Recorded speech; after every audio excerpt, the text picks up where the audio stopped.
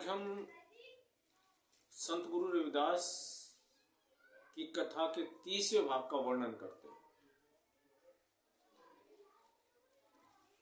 आज का जो भाग है समापन का भाग भी है। हम अच्छी तरह से जानते हैं कि कहा जाता है कि जब सृष्टि की उत्पत्ति हुई तभी भारत की उत्पत्ति हुई। इतना ही नहीं, जब संकल्प लेते हैं तो एक मंत्र दोहराया जाता है, जम्मू द्वीपे भारतवर्षे भारतखंडे आर्यवर्ते अमुक अमुक स्थान अमुक गोत्र। यानी कहते हैं कि जब सृष्टि की उत्पत्ति हुई तभी भारत की उत्पत्ति हुई है। लेकिन यदि आज हम जनसंख्या की दृष्टि से देखते हैं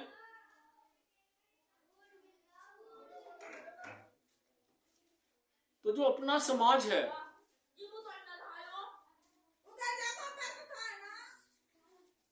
तो उस दृष्टि देखते हैं कि पहले नंबर पर ईसाई है, दूसरे नंबर पर मुसलमान है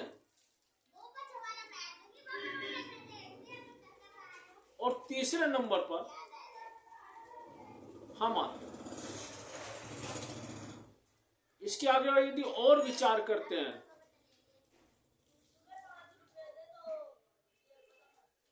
कि ऐसी स्थिति हमारी क्यों हुई, क्योंकि स्थिति यही रही कि जिस प्रकार से कोई पानी की टंकी कि पानी निकलने के सभी रास्ते खोल दिए जाएं और जिस रास्ते के द्वारा टंकी के अंदर पानी आता है उस रास्ते को बंद कर दिया जाए तो टंकी का पानी एक दिन पूर्णतः खाली हो जाएगा। ऐसी स्थिति हमारी रही है। विभाजन के हर दरवाजे खुले हुए थे, जोड़ने के रास्ते बहुत कम थे।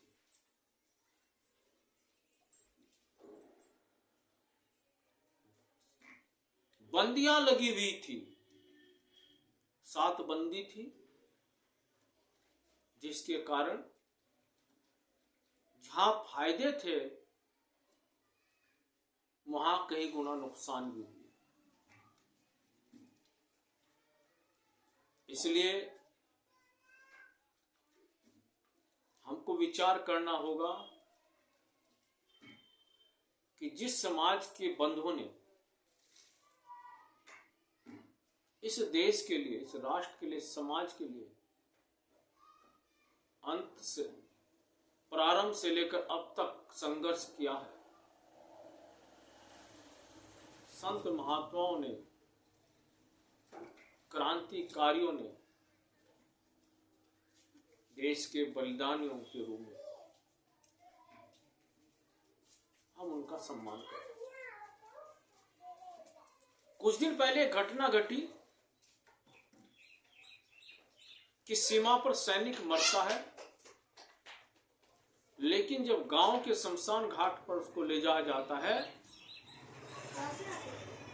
तो बंधु अनुसूचित जाति रविदासी समाज का होने के कारण उस शहीद सैनिक को भी जातों में बांट दिया जाता है। कैसी विकट परिस्थिति है। शादियों में दूल्हे को घोड़ी पर बैठने से रोका जाता है, जबकि हम अच्छी तरह से जानते हैं कि हम समता, समानता की चर्चा बंधुत्व की करते हैं, लेकिन हमारे दिलों के अंदर आज भी मैल दिखाई देता है। हम सबको संकल्प लेना चाहिए कि हम गीत गाते हैं,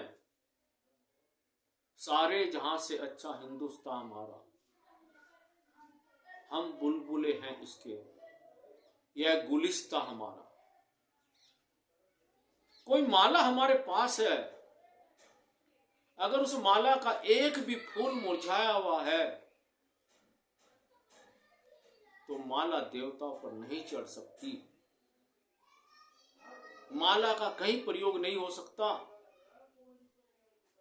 लेकिन इस मेरे राष्ट्र के अंदर नहीं जाने कितने बंधु ऐसे हैं जो दीन दुखी है, समाज की सामाजिकता प्रथाओं के कारण शोषित हैं। इन सब कार्यों के लिए संत रविदास जी ने कार्य किया है। हमको भी संकल्प लेना चाहिए कि हम स्वयं और अपने पास के बंधु को ऐसा होने नहीं देंगे। हमको संकल्प लेना चाहिए, हम किसी एक गरीब बंधु को गोद लेंगे।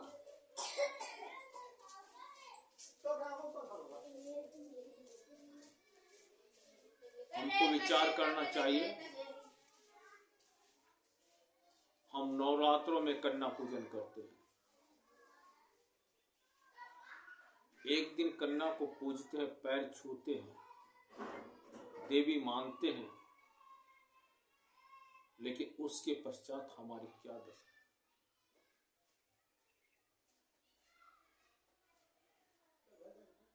उस दिन के पश्चात यदि वो कन्या हमारे दरवाजे पर आती है, क्या हम उसका सम्मान करते हैं? समानता बंधुता तभी आएगी जब वो कन्या हमारी रसोई के अंदर आएगी और सबके साथ बैठकर भोजन करेगी और रसोई में बनाएगी। हम भी उस परिवार में जाएंगे और उस परिवार में ये कार्य करेंगे। वरना सोचना पड़ेगा, चिंतन करना पड़ेगा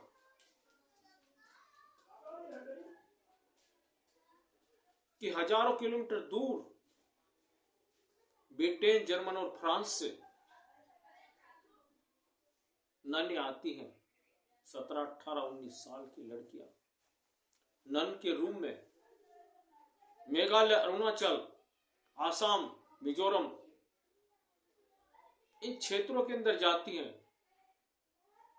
गरीब परिवारों के बच्चों को उठाती हैं, बच्चा रोता है, आंखों से आंसू चलते हैं, उस बच्चों को गोद में लेती है, रुमाल निकालती, आंसू पोंछती है, उसके पश्चात जेब से बिस्कुट का पैकेट निकालती है, बच्चे को बिस्कुट देती है, बच्चा बिस्कुट खाकर चुप हो जाता है। अगर उसको थोड़ा बुखार है तो बुखार की एक टैबलेट को नैन की दे देती है, दर्द है तो दर्द की एक दवाई दे देते हैं, बच्चा चुप हो जाता है, तो वो बच्चा उनका बनेगा, हमारा बनेगा। तब धर्म के ठेकेदार चिल्लाते हैं, चर्चा करते हैं कि धर्मांतरण हो रहा है, धर्मांतरण हो रहा है। अरे धर्म के ठेकेदारों, जो वो पीड़ित था तब क्या उसका साथ दिया? कहीं घटना घटती है, खेत के अंदर मजदूर मजदूरी करने के लिए जा रहा है, अचानक उसको जरूरी कार्य आ गया, उस दिन वो खेत में मजदूरी करने नहीं गया, उसको वस्त्रहीन कर कर घुमाया जाता है। ये वर्तमान 1-2 वर्ष की घटना है। क्या देश आजाद है? क्या संत रविदास जी ने जो कहा था, ऐसा चाहिए राज्य मुझे, सबन को मिले अन्न, क्या सबको सम्मान इज्जत मिल रही है या मिलनी चाहिए? इसलिए संत रविदास जी के प्रति विचार करना चाहिए, जो उसका मार्ग है। दूसरे रविदास बंधुओं को विचार करना चाहिए कि हम के क्या जो रविदासी बंधु सफल हैं, धनाढ्य हैं, क्या वो ऐसे हैं जिन्होंने किसी एक बच्चे को गोद लिया हो, उस बच्चे की शिक्षा के लिए सहयोग किया हो? जब हम सरकारी सुविधा लेते हैं तो पूरे समाज के नाम पर लेते हैं, लेकिन जब हम सफल हो जाते हैं, क्या हम उस समाज को याद करते हैं? क्या उस समाज के किसी या परिवार के अपने व्यक्ति को, किसी बच्चे को गोद ले लेते हैं? लेना चाहिए या नहीं लेना चाहिए? आज आईएएस पीसीएस की संख्या लगभग रविदासी समाज की या रविदासी कहिए अनुसूचित जाति की 30-35 हजार के लगभग होगी। अगर ये 30-35 हजार पदाधिकारी एक एक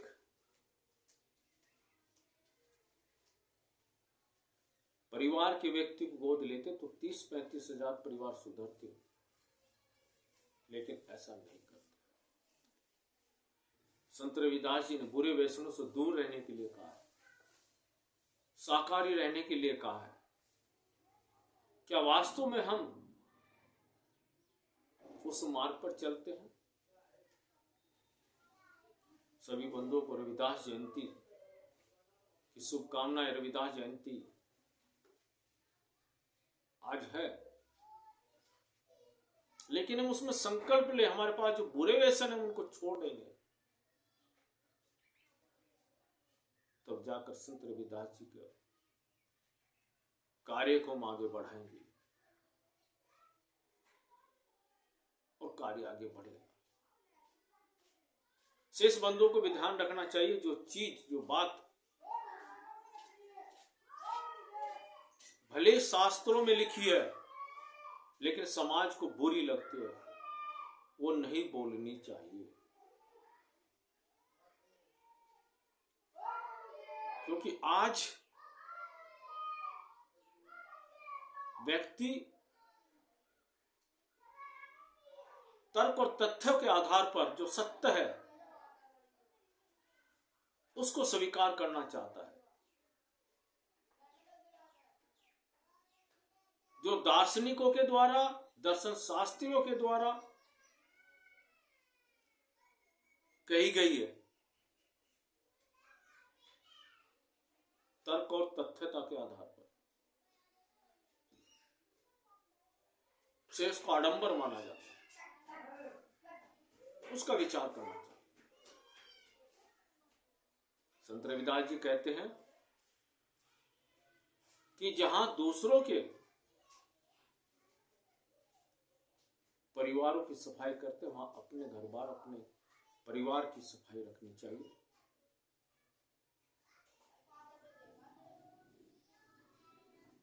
और बुरे व्यसनों से बचना चाहिए।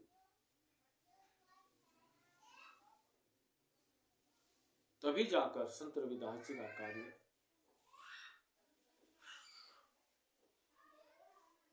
हम पूर्ण करेंगे। हम संत रविदास जी को मानते हैं, क्या संत रविदास जी की मानते हैं, इस पर भी विचार करना चाहिए। तीसरी बात हम सब बंधुओं को सोचनी चाहिए, अगर हम संत रविदास जयंती पर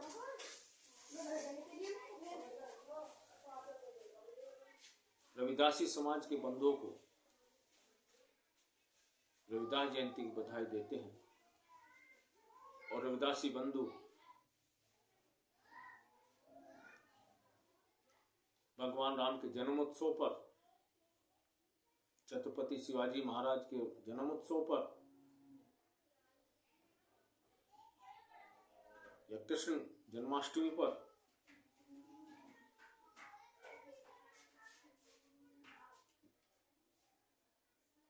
या अन्य महापुरुष जो जिस समाज के हैं, वो वैसे तो पुरुष महापुरुष सभी के उनको बधाई देंगे तो सबको अपनापन लगे।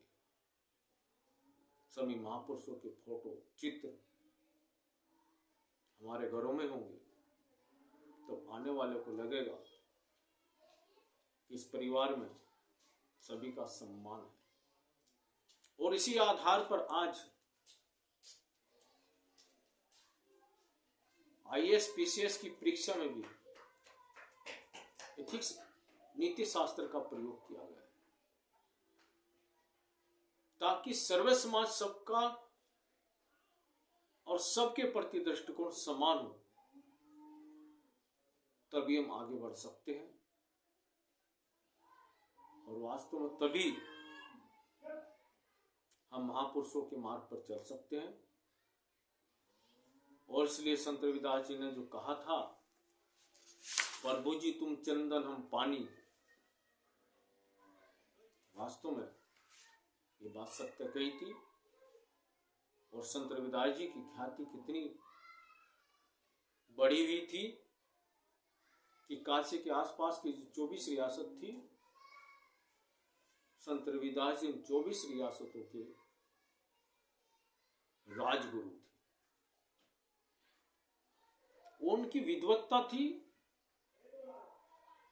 उनकी चमत्कारी सीधियां थी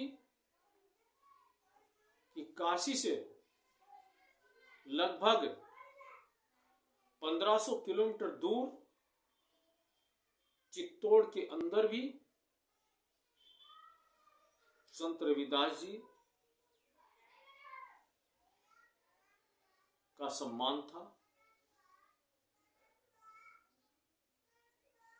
जहां मीरा जैसी उनकी शिष्या बनी है। इसलिए यदि व्यक्ति ज्ञानवान गुणवान है, विद्वत्ता उसके पास है, कुछ समय के लिए उसके ऊपर धूल आ सकती है। जिस प्रकार कोई कोयला होता है, उसके ऊपर यदि परछाई आ जाती है तो उसकी गर्मी दिखाई नहीं देती, प्रकाश दिखाई नहीं देता। जब धूल मिट जाती है तो पूर्ण रूप से प्रकाश दिखाई देता है। इसलिए हम सबको संतों के बताए मार्ग पर चलना चाहिए।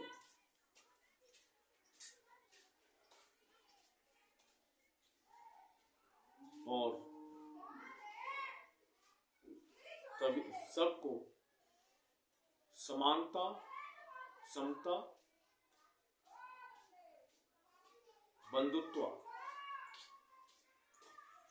जो मार्ग संतों के द्वारा बताए गए हैं उस पर चलेंगे